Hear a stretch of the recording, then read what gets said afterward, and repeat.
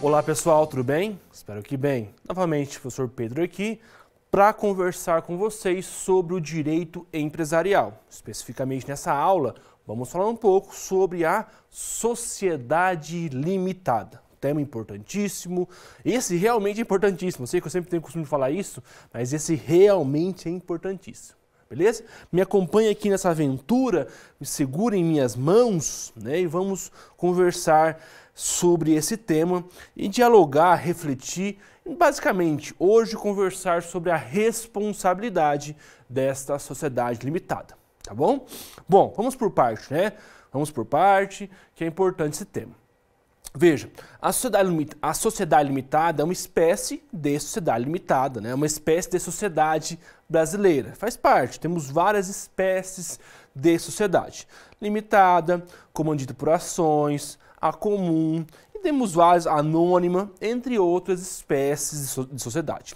Esta aqui, a limitada, sou capaz de dizer que talvez não, seja mais importante. Por quê? Porque ela acarreta uma série de responsabilidades, uma série de benefícios para os sócios, que já eu vou explicar, tá? Mas inicialmente, tem até aqui um dado que fomenta esse meu entendimento de que ela é tão boa assim, tão importante. Acompanhe comigo aqui então, por favor. Diz assim, ó, esse aqui é um trecho retirado lá do boletim, do primeiro boletim de 2020, do Ministério da Economia, né, o mapa da empresa. Coloquei ali, ó, foi verificada a abertura de 95.225 sociedades limitadas, representando uma queda de 6,2% em relação ao último quadrimestre de 2019 e um acréscimo de 15,7% em relação ao primeiro quadrimestre de 2019, considerando-se o total número bem extenso ali, de sociedades limitadas ativas neste caso. Tá aqui o link, vou até colocar o link depois abaixo aqui para vocês acessarem. Então veja, hoje, né, 90%, vamos colocar assim, 92, 80 e poucos por cento das sociedades são sociedades limitadas. Tá? Eu não digo dos empresários, eu digo da sociedade, é uma sociedade limitada. Então, normalmente o brasileiro, entre escolher sociedade simples, a comandida por ações, anônima, escolhe a sociedade limitada. Tá? Então, além de ser a mais comum, também é a sociedade que mais cai em bancas de OAB, concurso e assim de forma sucessiva. Na minha prova também eu vou pedir esse tema importantíssimo lá. Tá? Então, sociedade limitada é um tema indiscutivelmente importantíssimo, igual eu falei com vocês, 90% das empresas possuem uma sociedade limitada no seu comando por si só, tá? Professor, mas por que é tão importante assim? Coloquei aqui dois aspectos, tá? Ó, a ideia ela é ideal para o pequeno e médio empreendimento, né? A sua contratualidade é bem simplificada e também a responsabilidade dos sócios. Então vamos lá. Coloquei ali como regra geral, o porquê que as pessoas, os sócios, os empreendedores, o nome mais correto hoje em dia, né, escolhe a limitada. Basicamente tem dois aspectos. Ela é muito bem utilizada para pequenas e médias empresas. A questão da contratualidade, a simples contratualidade entre os sócios, ela é muito simples de ser aberta. Já vou chegar lá com vocês, como é que é a sua abertura, como é que isso funciona, ponto por ponto, mas ela é bem simples, tá? Não tem grandes requisitos, grandes discussões igual a anônima, por exemplo. A anônima tem uma série de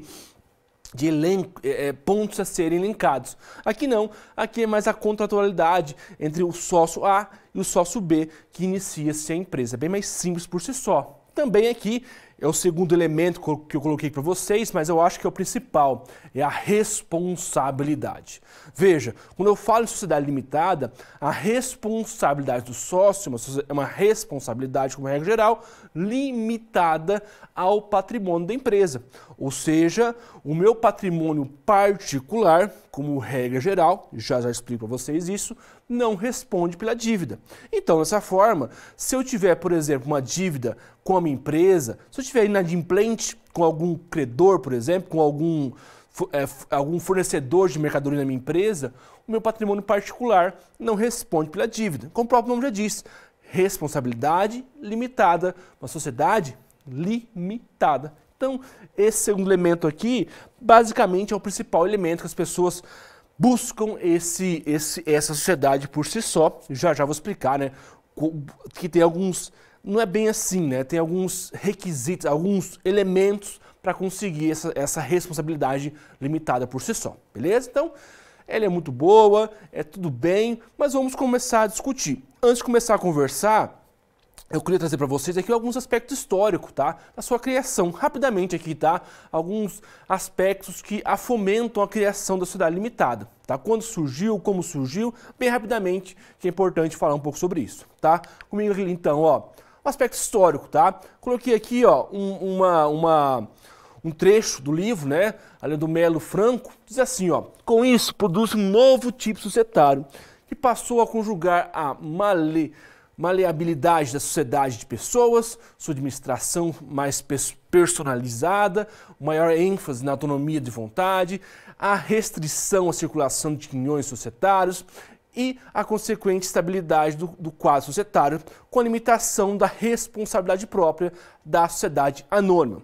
Então ali, ó, antes da criação da limitada, tínhamos basicamente dois tipos societários. Uma sociedade, está aqui, ó, tá aqui embaixo, aqui, tá, a sociedade anônima e a sociedade de pessoas.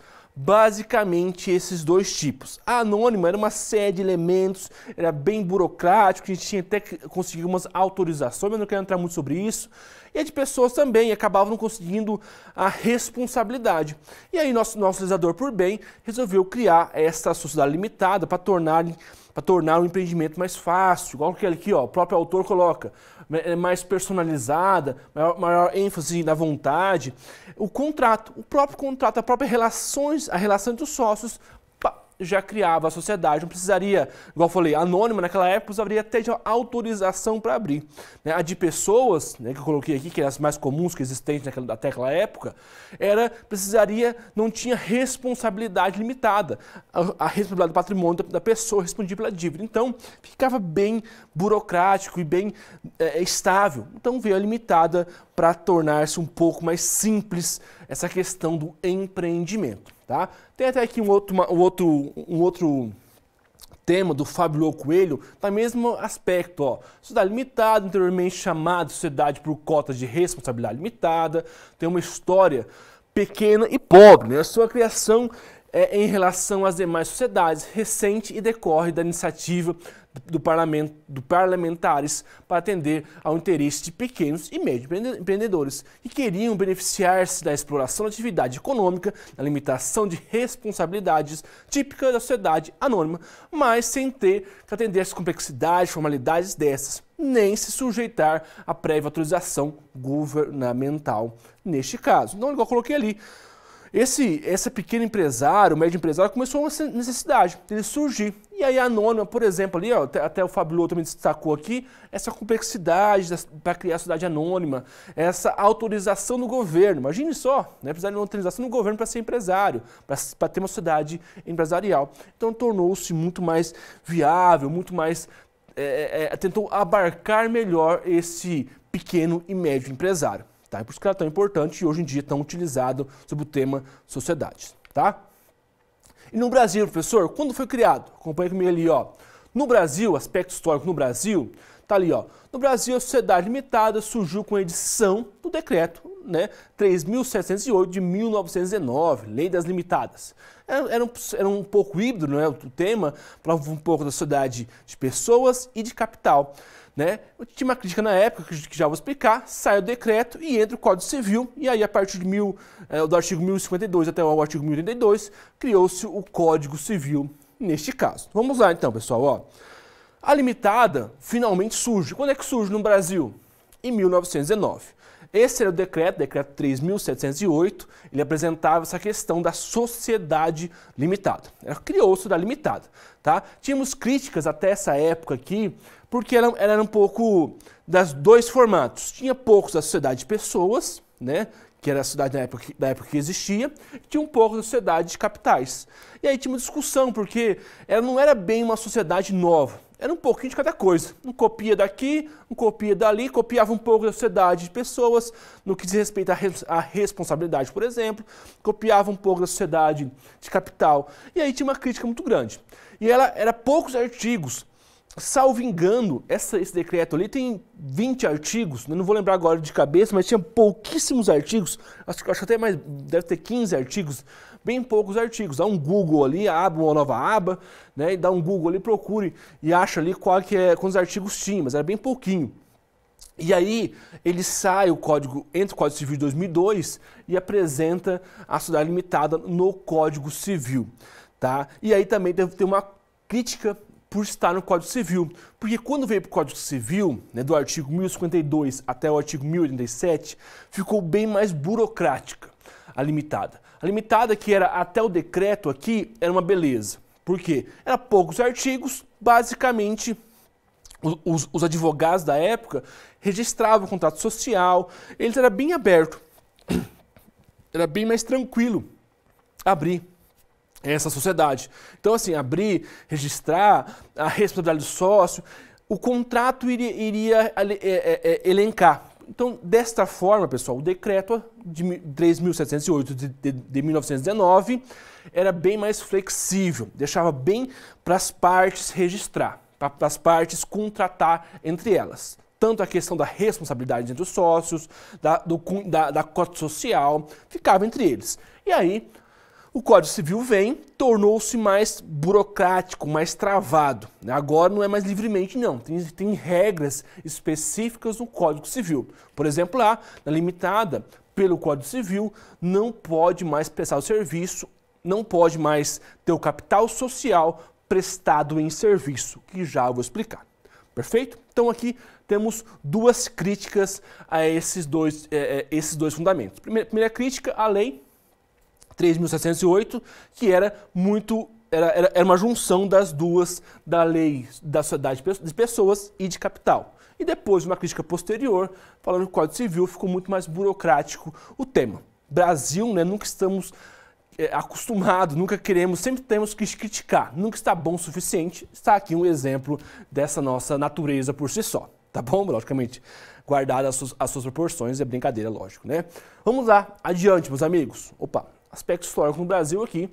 Professor, mas qual que é o fundamento legal? Já adiantou, né? Acompanha comigo ali então, ó. Fundamento legal das sociedades limitadas. Tá ali, ó. Na sociedade limitada, o artigo 1052 até o artigo 1087 do Código Civil.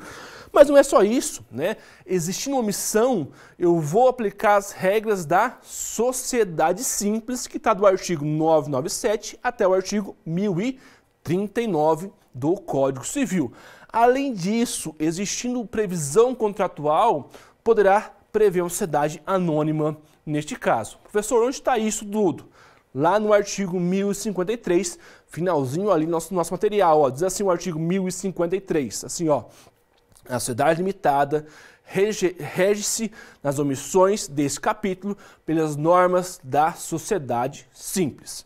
Parágrafo único, o contrato social poderá prever regência supletiva da sociedade limitada pelas normas da sociedade anônima neste caso. Vamos lá então. Professor, não entendi, né? Não era muito mais simples, né? Vamos por parte. Então assim, ó, quais são os artigos da sociedade limitada? Tem lei específica? Não.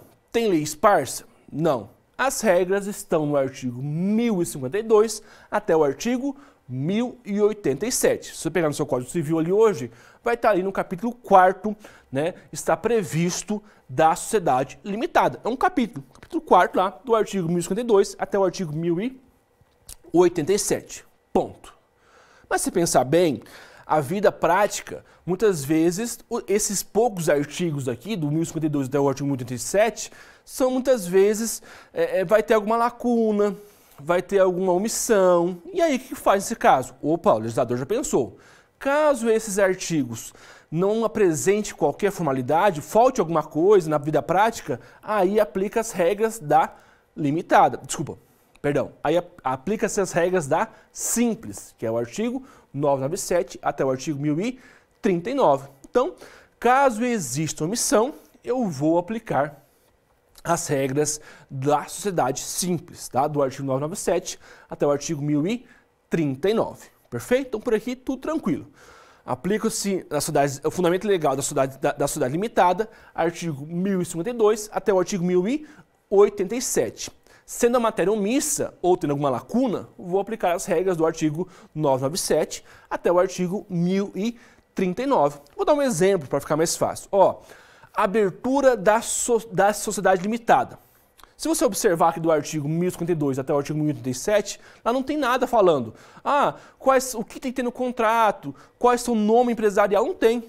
E aí, como não tem nada nesses artigos, eu vou recorrer ao artigo 997 até o artigo 1039, ou seja, vou aplicar as regras da sociedade simples. Tudo bem?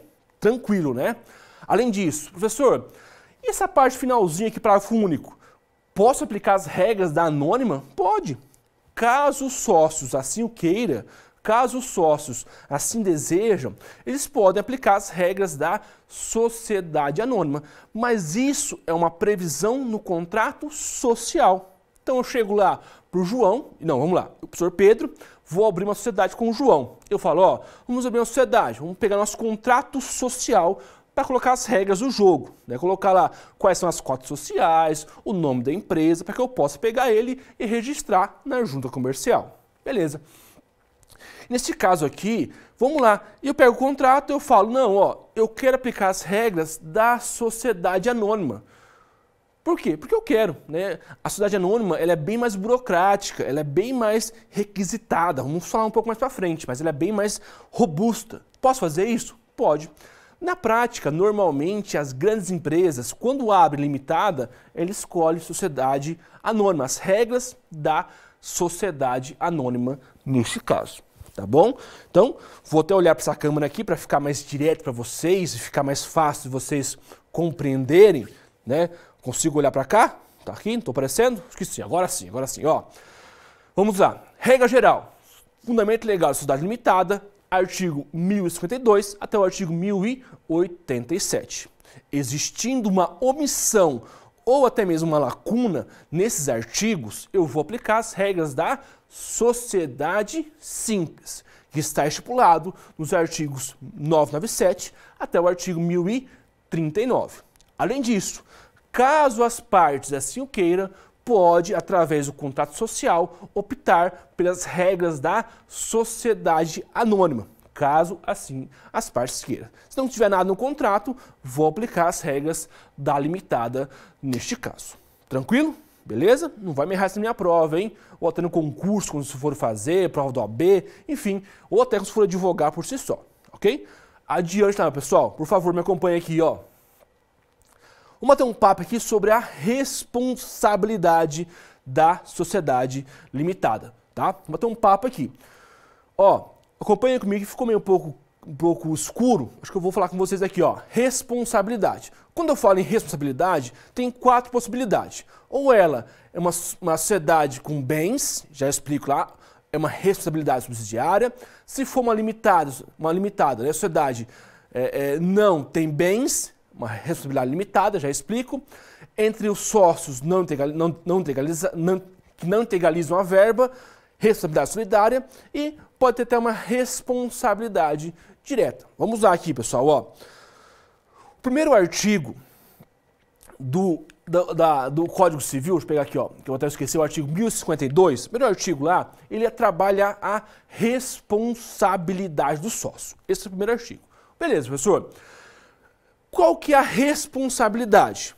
Vai depender. Depende do quê? Depende se tem bens, se não tem bens na empresa, que eu já vou explicar. Ao depender disso, é uma responsabilidade subsidiária, limitada, solidária ou direta, que já vou explicar. Tá? Então, quando eu falo isso da limitada, tem vários aspectos que vão reger sobre isso. É muito comum o sujeito falar assim, abrir uma sociedade limitada, ou dessa forma, os meus bens particulares não respondem pela dívida. Eu posso, então, tranquilamente fraudar os credores. Né? Opa, não é bem assim. Para que você consiga essa responsabilidade limitada, tem que cumprir alguns requisitos que já vamos entrar aqui agora. tá bom? Vamos partir aqui pro primeiro tópico ali, ó. Aqui, ó. Onde está isso, professor? Lá no artigo 1052. Diz assim o artigo, ó. O primeiro artigo, tá? Diz assim, ó. Na sociedade limitada, a responsabilidade de cada sócio é restrita ao valor de suas cotas, mas todos respondem solidariamente pela integralização do capital social, tá? Primeiro artigo ali, 1052, tá? Repito, ó. Então, ela é uma responsabilidade, a sociedade limitada, é uma responsabilidade de cada sócio, é restrita ao valor de suas cotas sociais.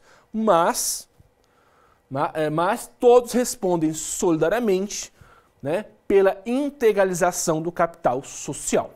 Talvez você não tenha entendido. Eu lembro que quando eu estudei lá um tempo atrás, né, faz um pouco tempo que eu estudei sobre isso, eu lembro que eu também fiquei em dúvida, mas eu não entendi aqui. Vamos então dissecar esse artigo aqui. Vamos por parte. Tá? Vamos lá. Ó. Primeiramente, vamos supor que a sociedade tem bens. A sociedade tem bens nesse caso. Como é que vai funcionar essa responsabilidade? Acompanha comigo aqui então. Ó. Supondo lá que a empresa, a sociedade limitada, possui bens neste caso. Está ali assim, ó. Se a sociedade tiver bens, é a própria sociedade que responde pelas dívidas sociais. Artigo 1054 diz assim, ó. Os bens particulares dos sócios não podem ser executados por dívidas da sociedade, senão depois de executados os bens sociais. A pessoa jurídica não se confunde com os seus sócios, associados, instituidores ou administradores, artigo 49A. Vamos lá. Primeiramente, deixo bem claro isso, tá? Se a empresa for aberta e ela possui bens, quem que eu tenho que executar primeiro? Eu posso já executar o patrimônio da pessoa física, da empresa? Não. Eu vou ter que inicialmente executar o patrimônio da empresa. Vamos supor lá então, ó. Comprei lá, tem uma empresa, eu e o João abrimos uma empresa, estamos inadimplentes com alguns credores e eles executaram a minha empresa. Eles podem cobrar o meu Chevette que está no meu nome, né, particular? Não, eles vão cobrar o patrimônio da empresa, porque a empresa possui bens. Então assim, ó, regra geral. Primeiro, eu vou cobrar o patrimônio da empresa. Por isso que aqui é uma regra de ser subsidiária. Né? Primeiro, eu vou iniciar a execução cobrando o patrimônio da empresa. Tudo bem? Beleza? Tudo bem? Chega, ó, tem cadeiras, tem mesas, tem um valor bancário, Bacenjude, Renajude, bloquear o da pessoa jurídica neste caso. Beleza? Agora, outro pepino que pode existir é quando a sociedade não tiver mais bens. Neste caso, se a sociedade não tiver mais bens, assim, ó, se a sociedade não tiver mais bens, ela é uma responsabilidade limitada. Diz assim, ó, capital social totalmente integralizado, os sócios não respondem com os seus bens pessoais pelas dívidas sociais. Sociedade limitada, a responsabilidade de cada sócio é restrita ao valor de suas cotas, mas todos respondem solidariamente pela integralização de cada capital social. Então lá, professor, beleza. Beleza, professor. Então se a empresa tem bens, executa o bem da empresa. Mas agora, professor, a empresa não tem bens, não tem nada na empresa, já quebrou, já está totalmente... Tinha lá um carro, não da empresa, não tem mais, tinha contas bancárias, está tudo zerado. E agora, eu posso executar o patrimônio particular do sócio? Nananina, não. Eu só vou responder o sócio pela restrita ao valor das suas cotas sociais. Então eu só vou cobrar no valor que está as suas cotas sociais. Então vamos supor lá, quando eu abri a empresa, eu abri com uma cota de 50 mil reais. Ok? Então eu só vou cobrar aqueles 50 mil reais da empresa, que a empresa possui. Pessoal, mas a empresa não tem mais bens. Já te falei, não tem mais bens. Paciência, então não posso cobrar o patrimônio do sujeito. Professor, que absurdo! Que absurdo isso, professor! É o risco do negócio, né? Quem faz negócio com uma limitada tem que saber disso. Ó, se eu estou fornecendo, vamos supor lá, cadeiras para a empresa, que é uma limitada, e essa empresa não tem mais bens, a pessoa jurídica não possui mais bens. Eu posso executar o patrimônio particular do sujeito? Não. Salvo fraude, que já vou chegar lá. Regra geral, não vou chegar, porque ela é limitada ao patrimônio da empresa. É limitada, tá ali, ó, limitada aquele patrimônio. Se as minhas cotas são de 100 mil reais, eu só posso executar da empresa 100 mil reais. A pessoa não tem mais nada. Só tá o CNPJ lá, não tem mais nada. O problema não é mais meu. Não é fazer o quê? É o risco do negócio, neste caso. Tudo bem até aqui? Tudo certo? Tá? Lógico, professor, mas não tem a quebra da personalidade jurídica, ou fraude, ou algo assim? Tem, mas a regra geral que ela é limitada ao patrimônio da empresa. Beleza? Tudo bem? Tranquilo, né? Então, novamente, só para retornar aqui, ó. Se tem bens, executa o bens da empresa. Se não tem mais bens, o credor dançou, está limitado àquele patrimônio naquele caso. Beleza? Professor, beleza, isso está onde? Está aqui, ó, na sociedade, está aqui no artigo 1052, que eu falei com vocês, ó. Na sociedade limitada, a responsabilidade de cada sócio é restrita ao valor de suas cotas. Mas, olha que finalzinho aqui, ó. Todos respondem solidariamente pela integralização do capital social. Como assim? Integralização do capital social. Deixa eu me arrumar aqui. Não entendi. Seguinte, quando eu abro uma sociedade limitada, eu tenho que integralizar. Essa é a regra. O que é integralizar?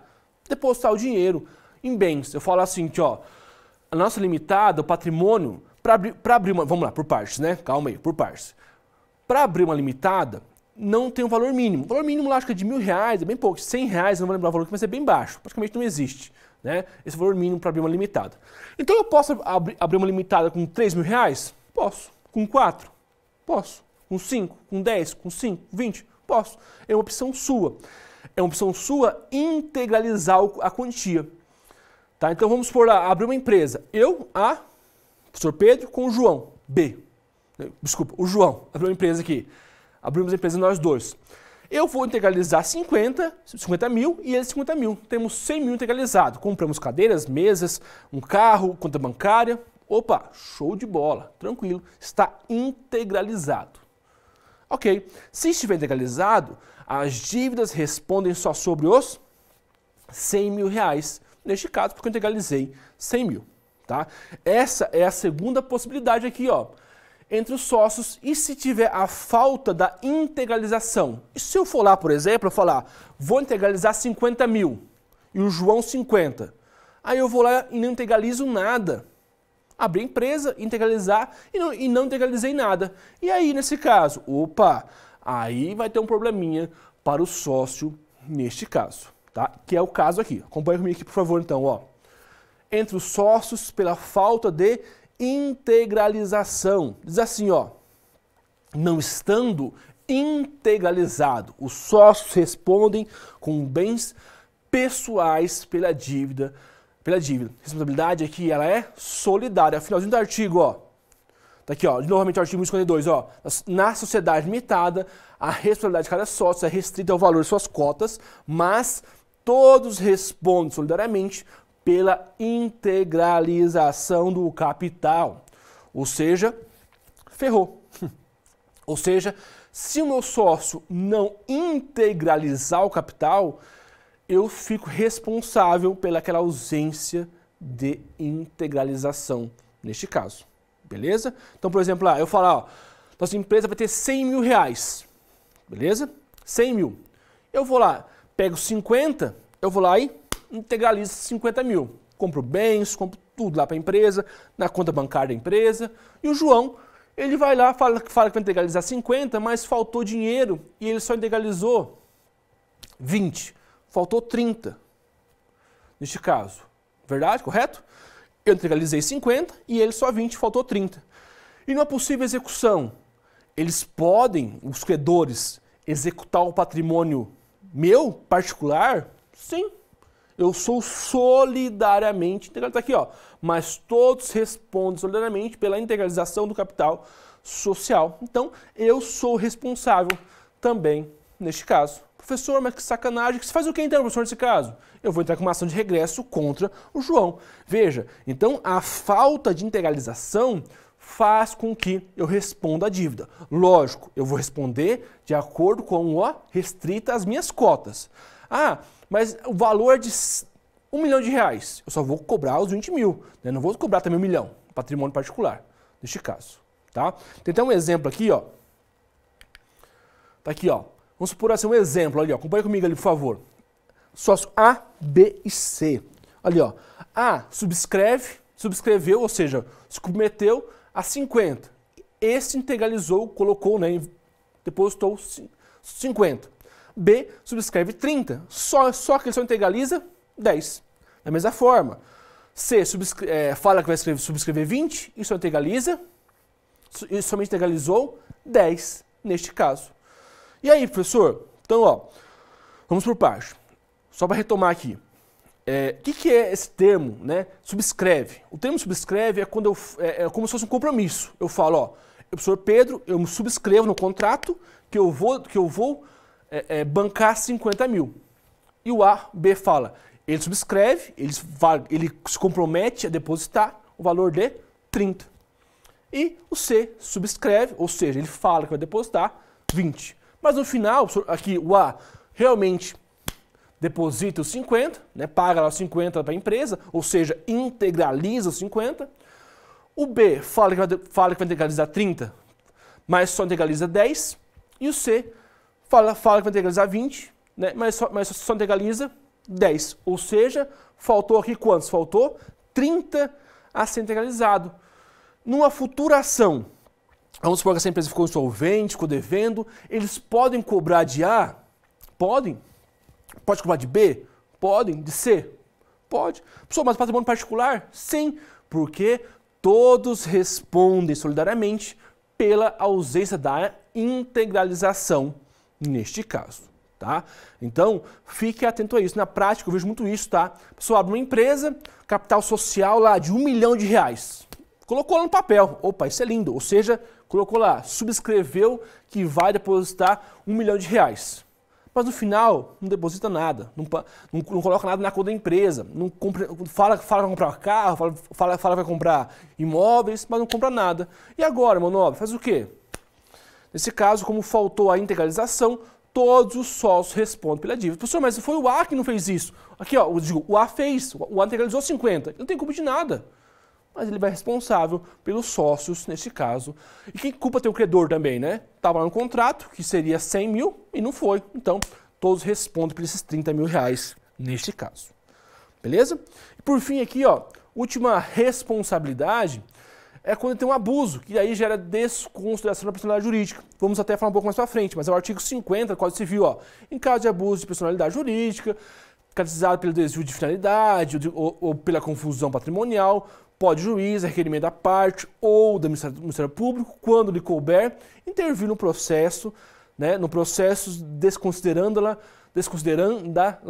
para que os efeitos sejam determinados, relações de obrigações sejam estendidas aos bens particulares, administradores ou sócios da pessoa jurídica beneficiados diretas ou diretamente pelo abuso neste caso. E aí, ó, o último caso é que pode existir a desconsideração da personalidade jurídica.